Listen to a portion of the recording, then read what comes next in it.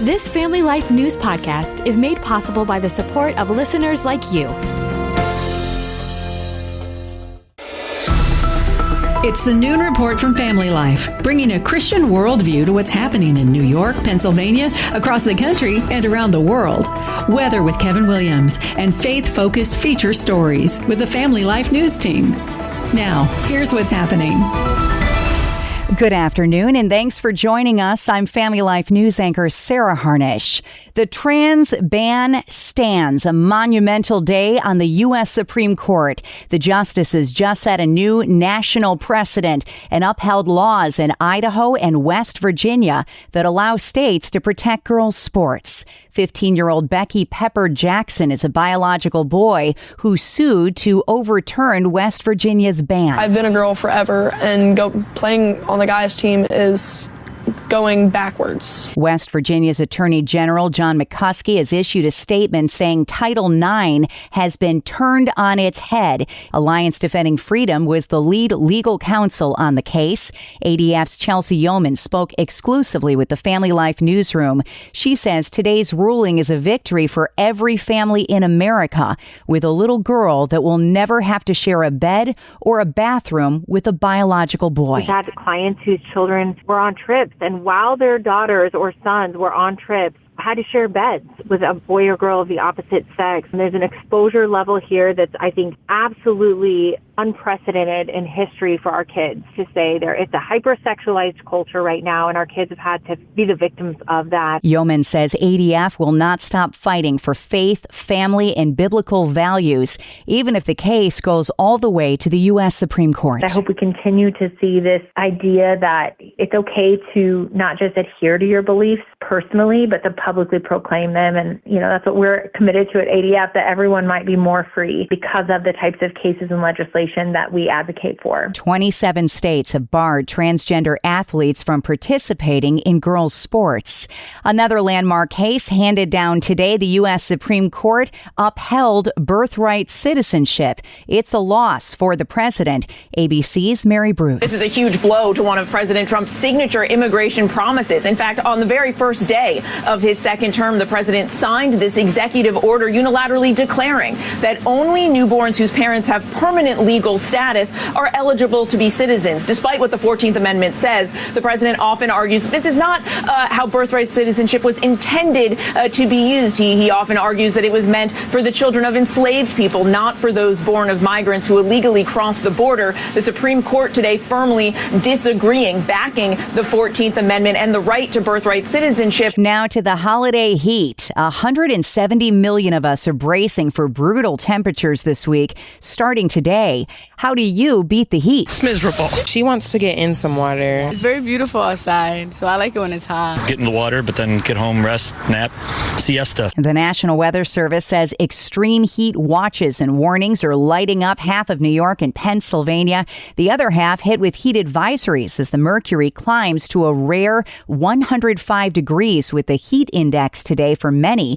Erie County Executive Mark Poloncarz says don't be deceived. It's dangerous. It may not be 115 or 120 as you're seeing in the extreme heat in other areas of the United States, but it's going to be hot, and if people aren't prepared, it could have a significant toll on a person's health. Parts of the U.S. could see the hottest temperatures in over a decade. The heat dome sitting atop Chicago today, too. One man, Robert Maggot, a restaurant owner, bought more than 30 window air conditioners and delivered them to families in need on Monday. No aid agency required. We're going to give out a few more tomorrow. That's why I'm doing it, right? I just can't imagine living in a place, especially for those that have children or the elderly, that have to try to deal with it. He says he believes it's a human right to have a safe space to go in the heat. It's not something that's really changing a life, but it's just helping make their lives a little easier. One guy with a little extra making a difference in the Windy City.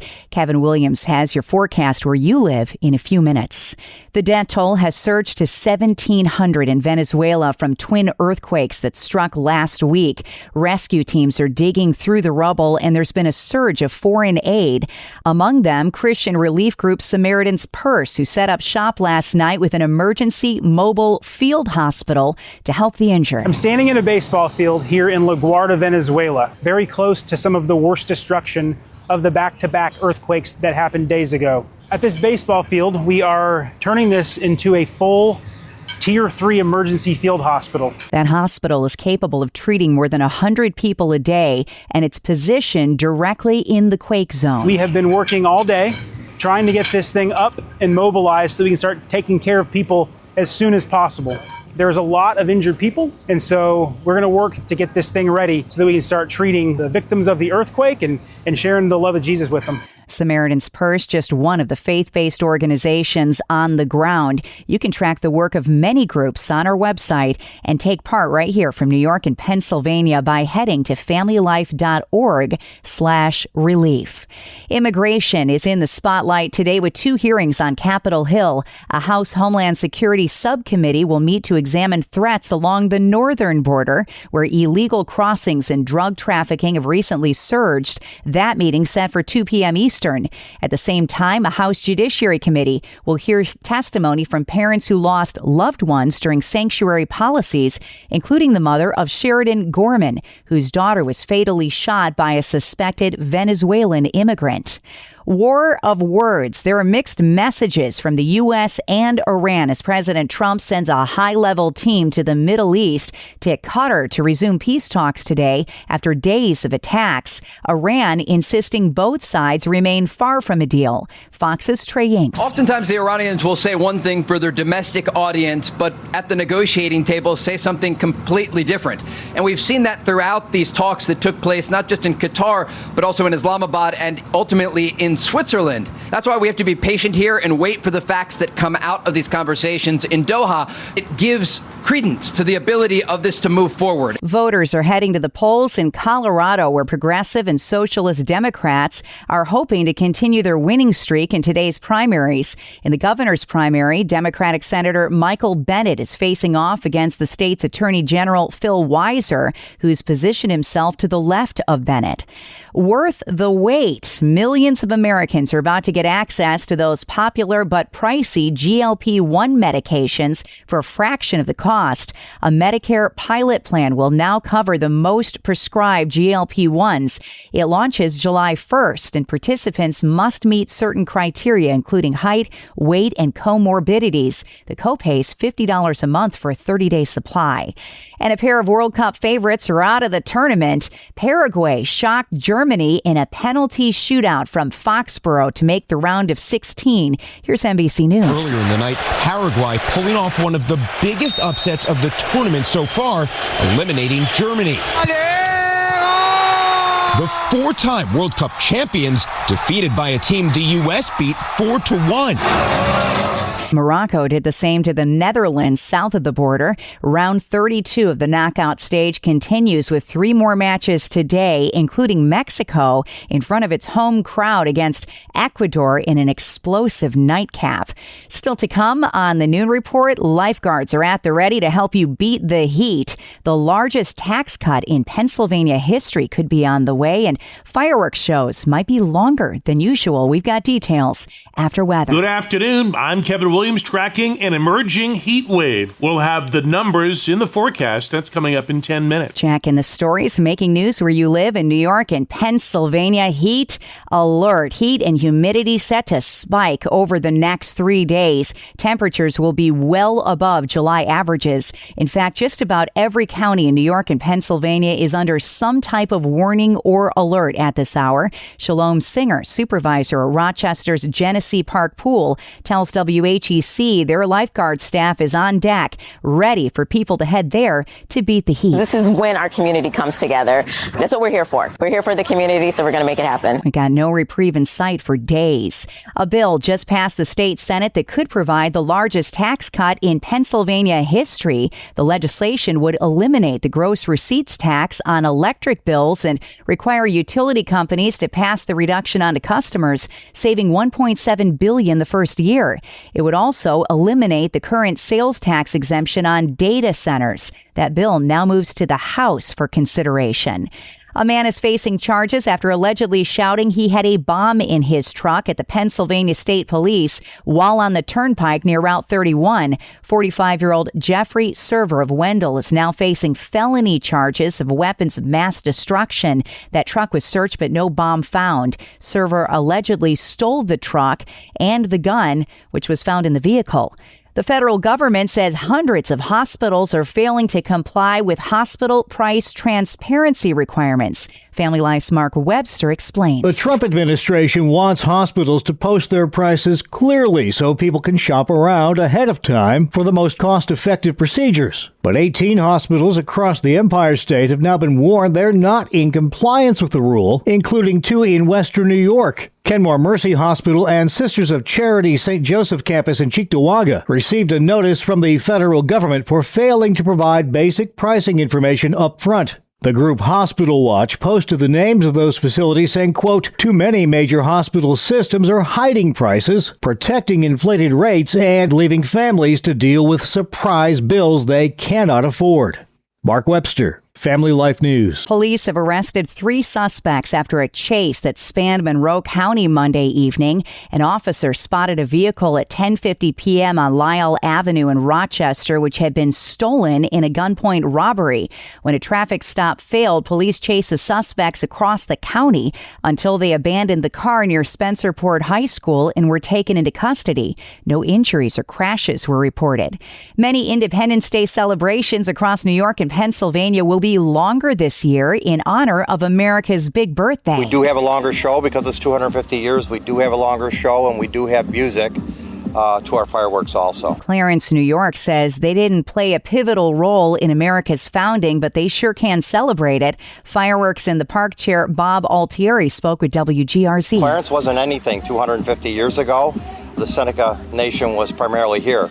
So we did have Revolutionary soldiers, though, located in Clarence after the war as a town progressed. So it's important to us, the 250-year celebration. They wrapped up their show last night. Many towns are doing fireworks the 29th, 30th, or the 2nd ahead of the 4th. Philadelphia will host fireworks for 6 nights at the Wawa Welcome America July 4th Festival. New York Governor Kathy Hochul launched a $30 million agricultural relief program targeting farmers hurt by tariffs. Richard Ball is the commissioner of the New York State Department of Ag. Tariffs are something that hit a farmer in particular coming and going because on the farm, tariffs hit input costs, things that you buy, supplies, equipment, machinery, feed, greenhouse products, all the things that you put together in order to get your farm up and running in the spring. And then they compromise the price you might get for your commodity, whatever it is you're growing, because of retaliation from other countries. 20% of a farmer's income can rely on exports. The state ag department says many farmers are struggling with higher prices for imported grain, feed, agrochemicals like pesticides, and equipment. And if you're looking for something a bit odd to do over the 4th of July holiday, you might want to check out the largest rubber duck in the world, which is paying a visit to Canalside in Buffalo. It's not every day that you can check out a 6-story tall rubber ducky sitting in a western New York harbor. Oh, rubber ducky, you're the one. You make bath time lots of fun. Rubber ducky, I'm awfully fond of you.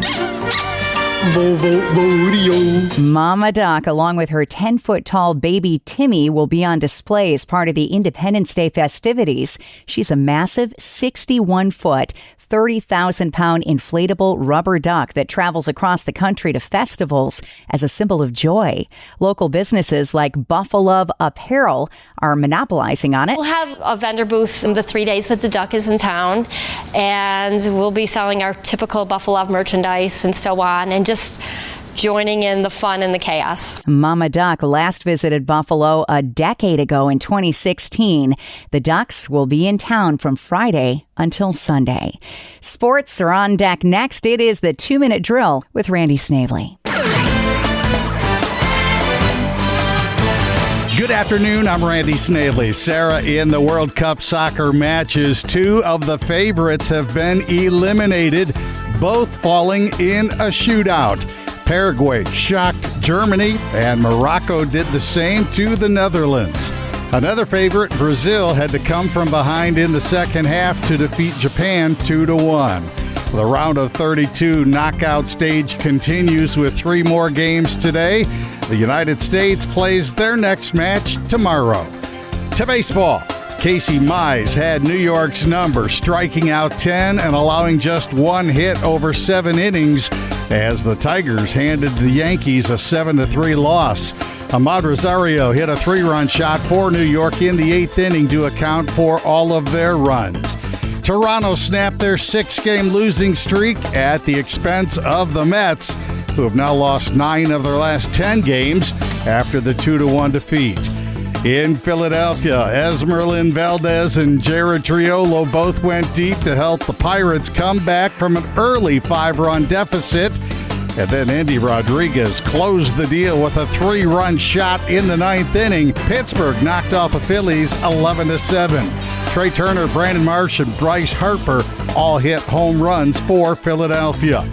Also picking up wins, the White Sox, Rangers, Twins, Mariners, Brewers, Cubs, Marlins, D-backs, Red Sox, and Dodgers. And a big trade went down in the NBA as the Portland Trailblazers have acquired explosive point guard Ja Morant from the Memphis Grizzlies for Jeremy Grant and Chris Murray. Morant averaged almost 20 points in just 20 games this past season. That is a look at sports. All right, Randy, still to come on the Noon Report. Birthright citizenship stands and girls' sports are protected. We have details. Aid is rushing into Venezuela, and you have to see their Hershey chocolate movie trailer. Those stories next. Welcome to Breakpoint, a daily look at an ever-changing culture through the lens of unchanging truth. For the Colson Center, I'm John Stonestreet. As a recent Substack post from children's rights advocacy group Them Before Us accurately summarized, the decision that was issued 11 years ago in Obergefell v. Hodges, quote, did more than mandate marriage licenses for same-sex couples. In fact, what it did was redefine marriage in law, and redefining marriage redefines parenthood. Once husbands and wives become optional in marriage, mothers and fathers become optional in parenthood, eroding the right every child has to their own mother and father, end quote. Thus, the Obergefell decision marked yet a further stage in the evolution of one of the core ideas of the sexual revolution, that men and women are interchangeable, not only in rights, but also in social roles, and also even in reality itself. A legal decision of this magnitude inevitably will shape the cultural imagination, defining down the essential differences between men and women, husbands and wives, and mothers and fathers, as if those differences were mere cultural constructs. And ever since, we've been served up a narrative that the social innovation of so-called same-sex marriage is a settled matter both in culture and in law. But what if it isn't? A new poll conducted by the Decision Company of 1,200 conservative and moderate likely voters found that a significant majority believe, and I quote, children matter, mothers matter, fathers matter, and children's needs should come before adult desires, end quote. According to the data, the narrative that even social and political conservatives these days actually want so-called same-sex marriage and consider it to be settled law is actually unsubstantiated conjecture. As Josh Hammer, a senior editor-at-large at Newsweek and host of the Josh Hammer Show, put it, quote, this poll exposes the growing disconnect between elite cultural narratives and the convictions of conservative and moderate voters. Despite years of messaging from the media, academia, and corporate America, these voters continue to affirm a fundamental belief. Whenever possible, children should be raised by and connected to both their mother and father. At a time when the center-right is often portrayed as fractured, this survey reveals remarkable unity around a principle that should never have become controversial. The rights and needs of children deserve to come before adult desires, end quote. Among the findings of this survey is that 96% of these voters say it's important for a child to be raised with both an involved mother and an involved father. 82% agree that no child should be deliberately denied a mother or a father. 78% agree that when a child's needs conflict with an adult's desires, the child's needs should come first. 66% reject the claim that being raised by same-sex parents is no different for a child than being raised by an adoptive mother and father. And 63% of those surveyed agreed that children are harmed when they lose their mother or father to be raised in a same-sex household. Obergefell is not the first or only time the court has gotten such an important decision so wrong. And like in the past, the moral failure of something like Obergefell is an expression of bad anthropology. But also, like in the past, this is not a theoretical mess we've gotten ourselves in. For children everywhere, it's personal. We owe it to them to tell the truth. We owe it to them to oppose the lies. We owe it to them to convince as many people as we can of what is actually true. Learn more about this new study and how you can join the Greater Than campaign at greaterthancampaign.com. That's greaterthancampaign.com. For the Colson Center, I'm John Stonestreet with Breakpoint.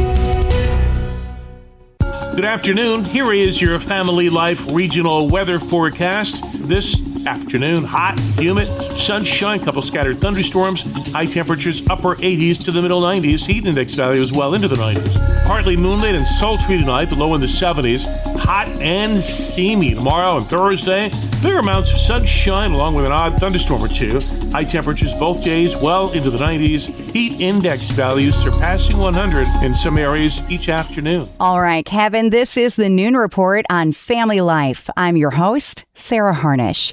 The U.S. Supreme Court issued twin landmark rulings today. Birthright citizenship stands. It is a loss for the Trump administration. It means children born to parents who are in the U.S. illegally are American citizens. The argument falls in line with the wording of the 14th Amendment, but Fox's Jonathan Turley says it's a misinterpretation. When the 14th Amendment was drafted, some of the drafters said this does not apply to birthright citizenship. And many of us today oppose birthright citizenship as a ill-considered policy. Some countries around the world abandoned it. Most countries reject it. Also decided today, states do have the right to protect girls' sports from transgender athletes. Alliance Defending Freedom says it levels the playing field. Here's ADF attorney Chelsea Yeoman. What it really took, in my opinion, is brave and courageous clients who risk it all. They risk their licenses to practice. They've risked even medicine and law and therapy licenses because of their sincerely held religious beliefs and biblical views on family and marriage. And when you have people willing to take a stand against something as powerful as the silence culture that had taken over our country, you start to see the pendulum swing the other way. Time may be running short for people still trapped in buildings destroyed by the twin earthquakes in Venezuela. ABC's James Longman is there. This is a seaside city in the state of Lara. It is usually about half an hour away from Caracas, but it takes hours to get there now, such as the gridlock on the roads. And just about every building all along the seafront has either been entirely demolished or has been very, very badly damaged. There are already relief groups on the ground helping those who survived the deadly quakes last week. UNICEF's Manuel Rodriguez Pomeroy. Our estimations are that approximately 680,000 children could be on their needs or on their humanitarian needs across the 6 states that have been affected by the earthquake. Several Christian relief organizations and faith-based networks are actively responding to bring emergency medical supplies, food, clean water, and shelter to victims. Find out how you can be part of the relief efforts at familylife.org/relief. Record-breaking heat is expected from the Midwest all the way to us this week. Logan King is homeless in Nashville and picked up water from volunteers. It's just miserable, honestly. But this helps so much, like, oh my goodness. Temperatures there could soar past 110 degrees. We are 4 days out from the 4th of July, and a record-breaking 72 million Americans will be traveling, 85% of them by car. Today, tomorrow, and Thursday will get hotter and hotter. If you're traveling in heat like this, the number one rule is to never leave a child or a pet or anyone unattended in a car. Vehicles can get extremely hot really quickly. Just about the entire state of New York and Pennsylvania are under either an extreme heat watch or heat advisories issued by the National Weather Service, with the heat index at 105. Now to China and the persecution of Christians. 2 weeks ago, the Chinese government raided Early Rain Covenant Church and arrested 30 people. Voice of the Martyrs Vice President Todd Nettleton gives us an update. The government sent in more than 60 officers to raid this church service. So they had apparently rented a hotel conference room. They were gathered together, and all of a sudden you have 60 officers coming in. The police, religious affairs authorities, a SWAT team came in. So they treated them like this was some sort of terrorist gathering that they had convened in this hotel conference room. But it was just a church gathered to worship the Lord and to fellowship together. And as we know, for unregistered churches in China, that's illegal. When you gather together like that, you are breaking the law. The government wants to control religion. They want to control church activities. And if you don't come under their control, they will try to force you, and they certainly have done that with Early Rain Covenant Church. Nettleton says the persecution of Christians in China is at a fever pitch. They were interrogated all day long. Eventually, most were released, but 2 of the church elders have been put on administrative detention. What that means is they can be held for up to 15 days without any charges, without going before a judge, anything like that. Interestingly, the meeting that was raided was about 100 miles from the city of Chengdu, which is the city where the church is based. And I'm not clear. I'm trying to get some more information about, was this some kind of a retreat, or do the church members regularly have to travel 100 miles from home to try to avoid being raided by police? I don't yet know the answer to that question, but this is certainly a church that has had a lot of pressure and a lot of persecution by the Chinese authorities. The pastor of that church, Wang Li, is currently serving 9 years in a Chinese prison for sharing the hope of Christ. Voice of the Martyrs keeps an eye on over 70 countries around the world with high persecution of Christians by telling their stories, praying for them, sneaking Bibles and supplies across the border, and planting informants inside and on the edge of these countries. You can learn more about their work at persecution.com. Next at noon, one of the downsides of the World Cup soccer tournament is an increase in human trafficking. In this best of edition of Hometown Heroes, we look at one of the many ministries in our area devoted to fighting the problem. Our guest is Julie Palmer, head of the Western New York-based PATH, which stands for People Against Trafficking Humans. Let's listen in. We have a mission to end human trafficking through education, prevention, and restoration. And we do a lot of education awareness raising in the community. Last year, we spoke to almost 50 organizations. We work with prevention measures, addressing those who may not have been trafficked, but have experienced some type of victimization, assault, or vulnerability. And then we also work with sex and labor trafficking victims. The goal of our enrichment center is to address people physically, emotionally, and spiritually, and really be able to invest in their whole being to help them not only resource and link, but also the therapeutic restorative process. And so in that process, we have social workers that do intensive case management, individual counseling support. We offer them their basic needs. We provide almost 100 meals a week to the people we serve. We have a clothing closet. We offer hygiene items, transportation services. We have both a teen and adult program where individuals can come in several days a week for group programming, which can include a trauma group, art therapy, music therapy, fitness empowerment, healthy relationships, coping strategies.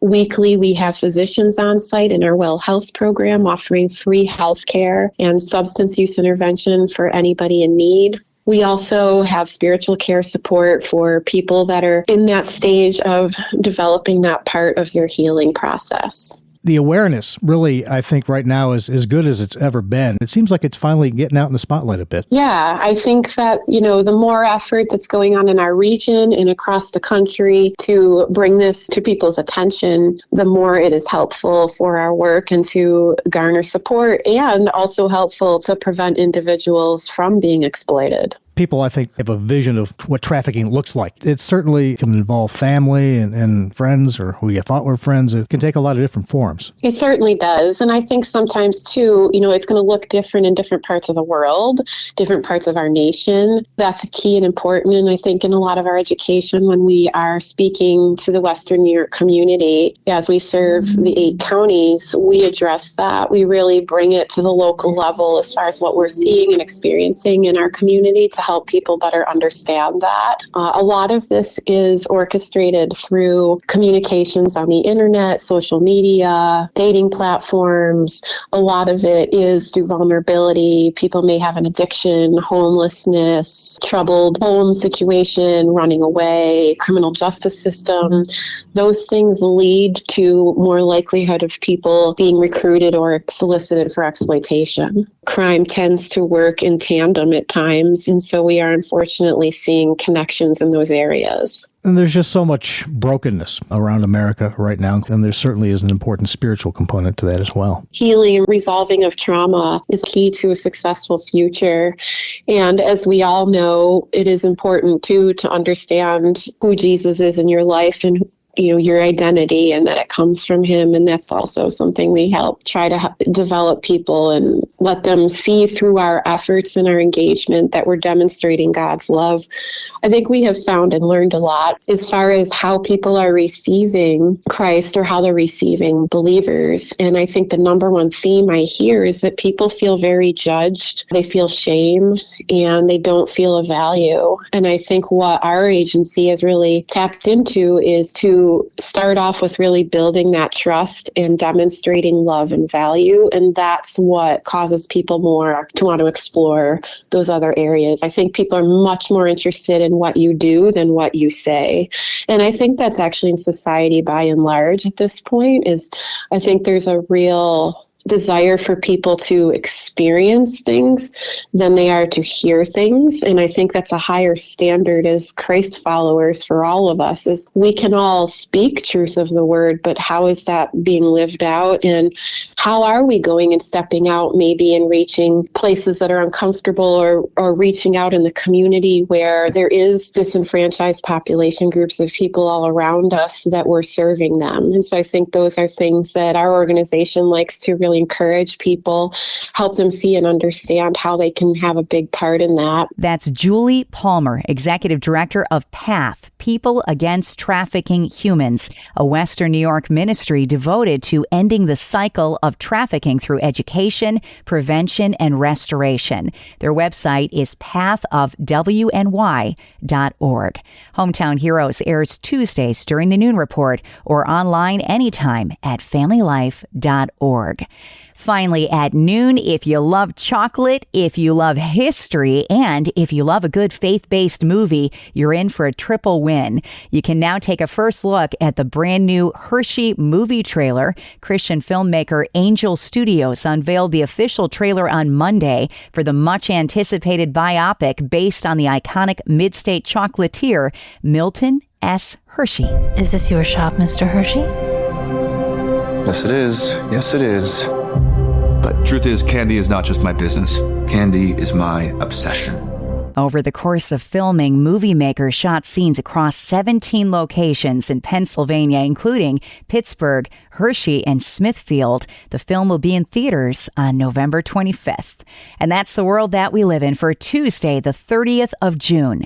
I'm Sarah Harnish, and this is Family Life News.